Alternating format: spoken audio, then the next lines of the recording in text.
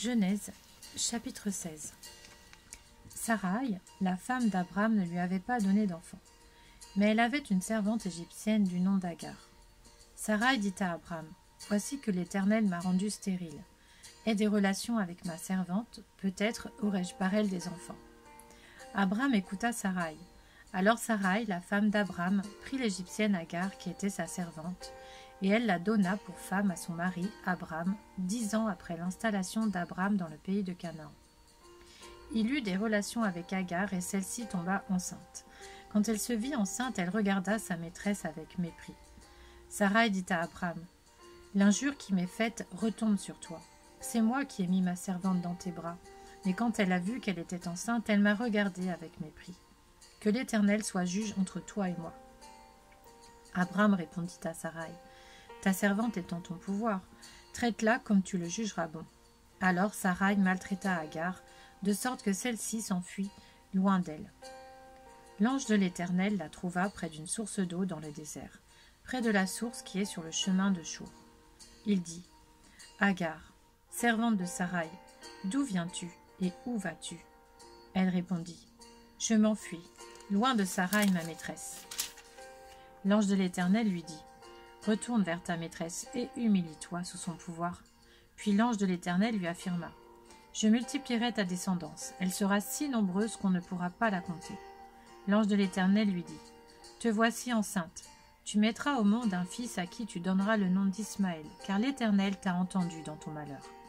Il sera pareil à un âne sauvage. Sa main sera contre tous, et la main de tous sera contre lui. Il habitera en face de tous ses frères. » Elle donna à l'Éternel, qui lui avait parlé, le nom d'Ataï El-Roi, car elle dit, « Ai-je vu ici la trace de celui qui me voit ?» C'est pourquoi l'on a appelé ce puits le puits de Lachaï-Roi. Il se trouve entre Kadès et Bared. Agar donna un fils à Abram, et celui-ci appela Ismaël le fils qu'Agar lui donna. Abram était âgé de 86 ans lorsqu'Agar lui donna Ismaël. Genèse, chapitre 17. Lorsqu'Abram fut âgé de 99 ans, l'Éternel apparut à Abram et lui dit, « Je suis le Dieu Tout-Puissant. Marche devant moi et sois intègre.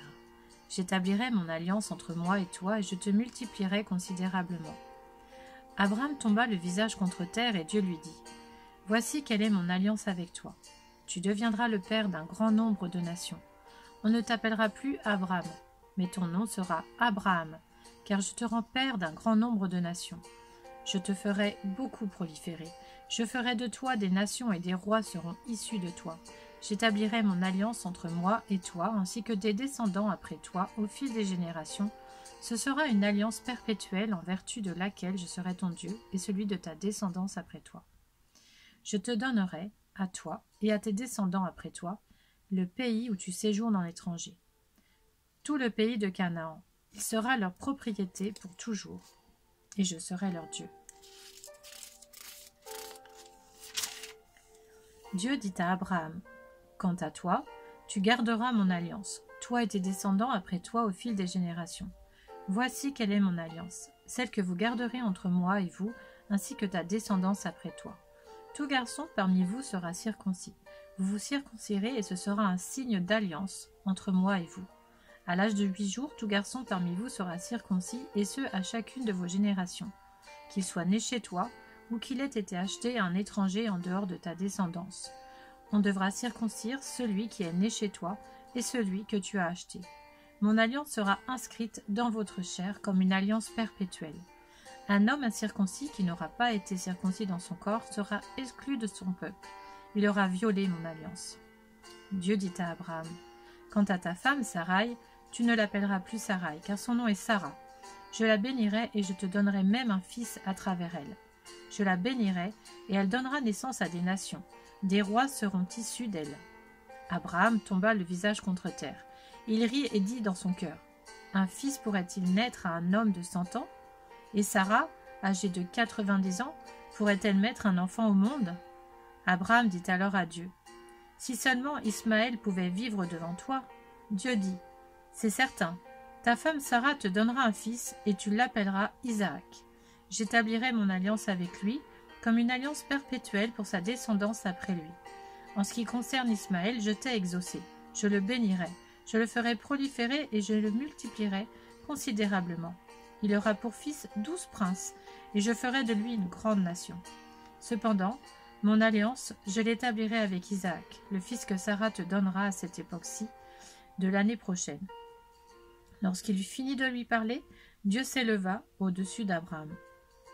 Abraham prit son fils Ismaël, ainsi que tous ceux qui étaient nés chez lui, et tous ceux qu'il avait achetés, tous les hommes parmi les membres de son foyer, et il les circoncit le jour même, conformément à l'ordre que Dieu lui avait donné.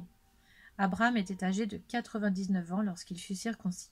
Quant à son fils Ismaël, il était âgé de 13 ans lorsqu'il fut circoncis. Le jour même, Abraham fut circoncis ainsi que son fils Ismaël et tous les membres de son foyer, qu'ils soient nés chez lui ou aient été achetés à des étrangers, furent circoncis avec lui.